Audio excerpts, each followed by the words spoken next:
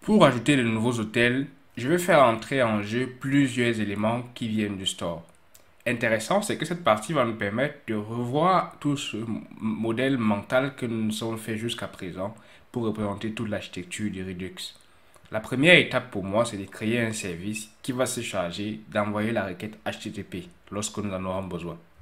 Donc pour créer ce service-là, je vais rentrer, ou du moins je vais rentrer dans mon service que nous avons créé au début, où nous avons déjà la méthode getBooks, et je vais rajouter simplement une nouvelle méthode que je vais appeler addBook.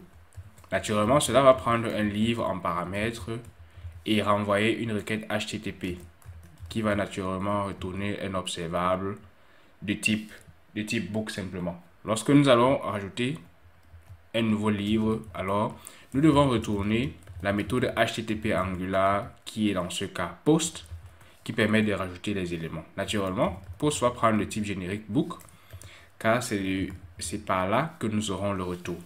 Et le post prend simplement l'URL qui va rester identique avec la technique que nous utilisons, API/books, et le second paramètre sera naturellement le book que nous voulons rajouter.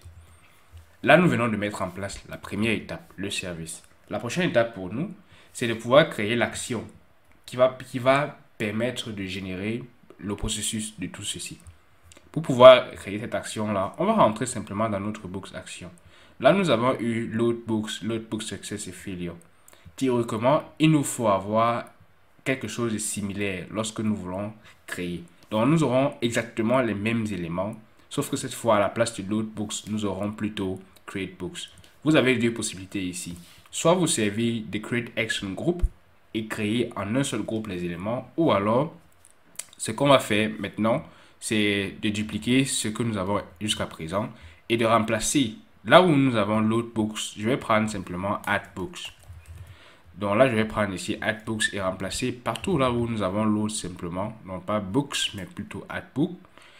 Et puisqu'il s'agit d'ajouter un seul livre, je vais rentrer dans les différents éléments pour pouvoir. Donc là, je vais mettre Add Book simplement. Comme dit, il est beaucoup plus simple et beaucoup plus élégant aussi avec Create Action Group. C'est la technique que je recommande maintenant. Mais dans ce cas, on va se servir de Add Book simplement en dupliquant les différentes méthodes qui existaient déjà. Donc là, j'ai désormais Add Book Failure. Là, nous avons les trois éléments qui vont permettre donc de catégoriser. Lorsque nous allons vouloir ajouter un livre, nous allons utiliser ceci. Lorsque l'ajout va se passer avec succès, nous aurons ce dernier également. Nous aurons le book. Et lorsque il y aura une erreur qui va être provoquée, nous allons nous servir de la troisième.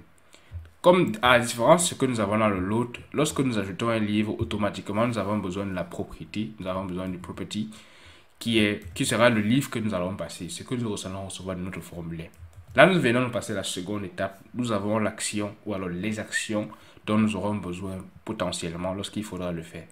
La prochaine étape pour nous, c'est donc de dispatcher une de ces actions-là lorsqu'on va appuyer sur notre bouton Submit à l'intérieur de notre formulaire. Pour pouvoir le faire, il faut naturellement retourner dans le formulaire et de pouvoir connecter tous ces deux éléments-là. Pour le moment, lorsqu'on fait Unsubmit, alors cela prend simplement les valeurs que nous avons ici et ce que nous devons faire, c'est que je vais injecter dans mon constructeur simplement le store à nouveau. Donc là, je vais prendre simplement private store et qui sera naturellement une instance du NGIX store. Se rassurer toujours que les imports sont corrects. Et en dessous, dans notre méthode onSubmit, je vais laisser la console log jusqu'à présent. Là, je vais seulement faire appel à this.store.dispatch. Et le rôle est de dispatcher une action. Et l'action que nous avons, c'est addBook simplement. Et addBook, naturellement, doit prendre un livre en paramètre.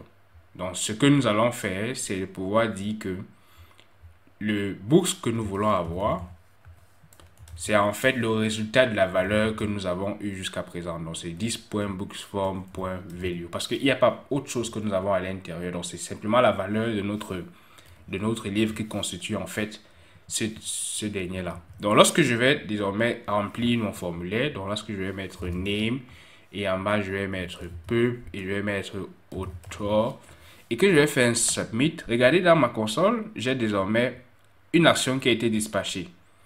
L'action possède le type et si on observe le body, là à l'intérieur, le books, et je n'ai aucun identifiant parce que lorsqu'on crée, on n'a pas encore d'identifiant. J'ai le name, le pub et le author tel que j'ai inscrit dans mon formulaire. Ce qu'il faut faire pour nous maintenant, c'est que lorsque nous allons dispatcher l'action, nous devons recevoir l'appel HTTP correspondant. Pour ça, nous avons naturellement besoin de l'effet pour continuer à faire tout ceci.